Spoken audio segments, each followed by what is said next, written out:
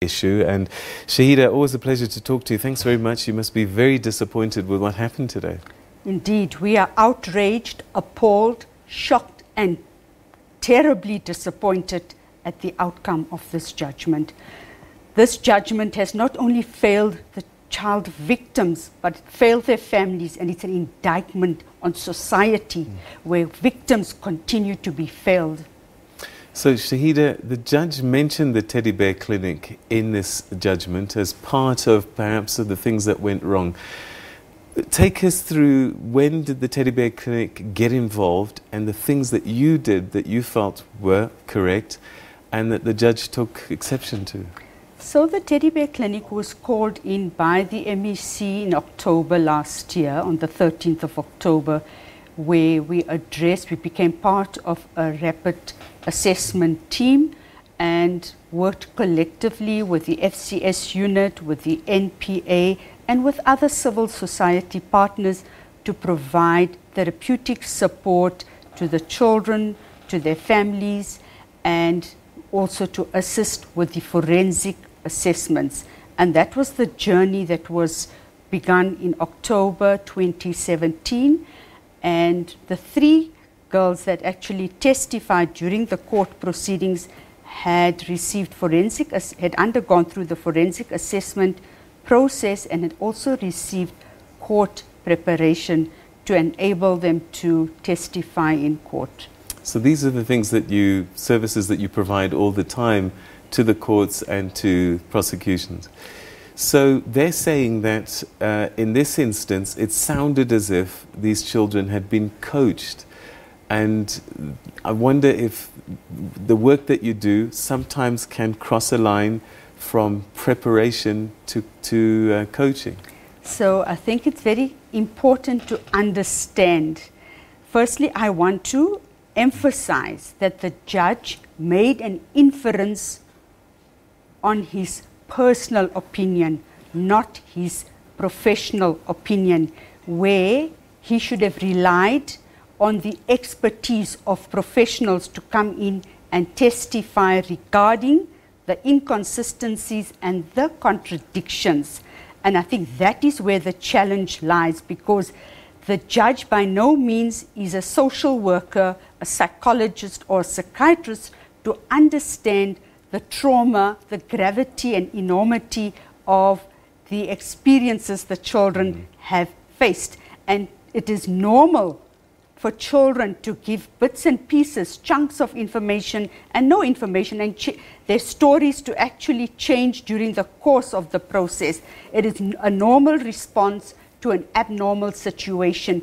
Even as adults, we find that there's dissociation from the trauma. There's repression of memory from the trauma. So for these girls to respond in the way they did is actually absolutely normal. And that is where the judge failed, saying that there was contamination or coaching is not an accurate reflection of the processes.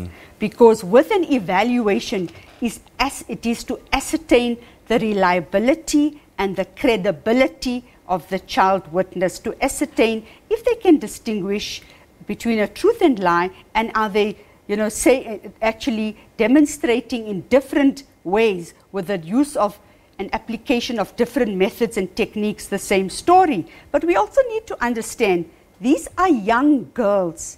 Look at their motivation, and not just one child, but so many victims came forward providing age-inappropriate sexual information. So things that they could not have known unless it really happened to them. Indeed. So there was concerns raised about getting children all together in one room and asking them collectively whether they'd been sexually molested.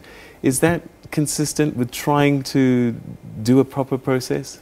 Well, those are flaws. I mean, of course, those are lessons learned, and I cannot speak to that because that was a responsibility of another stakeholder, and I think it was probably under SABC or education, where children were all hauled together in a room and questioned.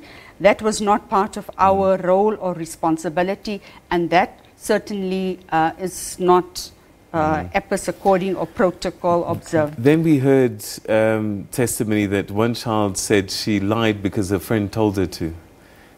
The children influencing each other, can that be part of the contamination? How do we guard against that? That again, I think we need to understand that more often children speak the truth rather than lie. And one can only speculate where the child was coming from and what was the motivation. But I also want to just add something quickly, Peter, that the NPA, the prosecutor had asked the judge to recuse himself from the matter because during the course of the proceedings, he had already alluded to the fact, he had prejudged the case when he made references to inconsistencies and contradictions, and the judge refused to recuse himself. So I think the NPA came forward and requested for an expert witness to be called in to explain. Once again, that was not followed through. But an opportunity to bring an assessor alongside a judge, to bring in an independent assessor to assist the judge, because there's limitations that judges have. They're not trained in terms of communication skills, in terms of child trauma. There are huge limitations, and that needs to be acknowledged here. So he's saying that there was a comedy of errors. He says that I'm embarrassed, and he even read to the prosecutors the code of conduct for prosecutors. So you're saying that we need to put that to one side and actually look at him, and you're saying the failure in this case was the culpability of the judge. Was there enough evidence presented when you listened to the case? Well, 87 cases were reported. We worked with the children and with their families in a therapeutic context.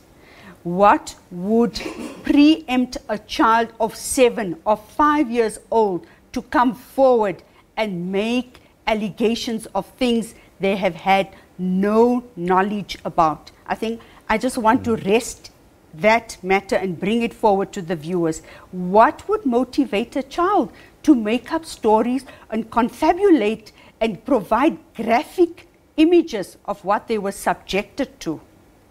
What would have made him think that these children were coached? What reason did he put forward? Well, I think it's important to understand that our officers based at the Soweto court, we share premises with the NPA.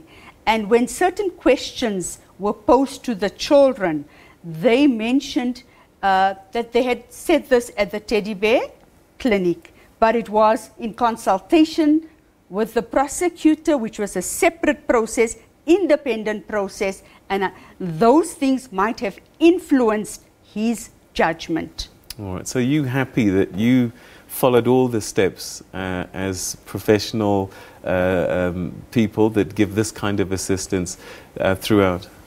We've been in business since 1986, and we have a strong track record. We have a protocol, and we have complied and adhered to the protocol requirements. So it sounds like, from your view, that this is a criminal justice system failure that's played out, and you're putting the blame on the judge.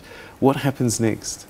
Well, I think the next step is to appeal, and as my understanding of the matter, that there will be a meeting between the DPP and the NPA in terms of appealing this. And it's not blaming the judge, it's blaming the due processes that should have been followed through, because it's very easy to blame stakeholders and role players, but one needs to look at where the processes were followed through.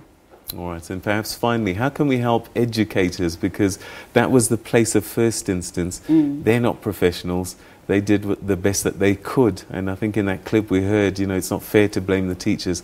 But perhaps we need, because of the world that we live in, that there should be some kind of intervention to help educators to deal with this kind of situation. So, Peter, I think we've come a long way since then. I think education has also moved along that pathway towards creating awareness, towards empowering educators where there is a protocol, and we were party to that process in developing the material and implementation. So it's an educator's protocol manual around how to deal with sexual offences and sexual abuse in schools, so that children do not fall through the cracks. All right, Shaheda, we're going to have to leave it there. Thanks very much indeed. I know and I can sense the disappointment that's happened today, but perhaps justice will prevail eventually, one way or another. Thank you so much indeed for joining us. Thank you. All right.